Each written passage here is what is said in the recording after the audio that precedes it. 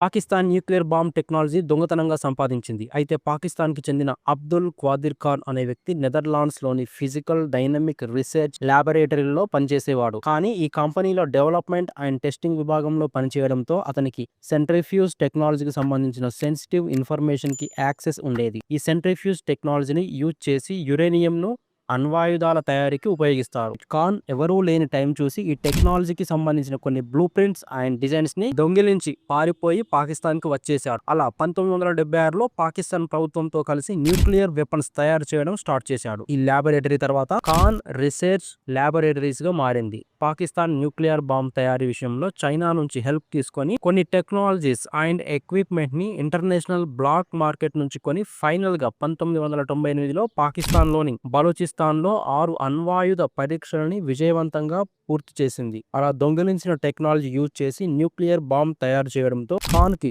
Father of Pakistan nuclear bomb గా గుర్తింపు వచ్చింది.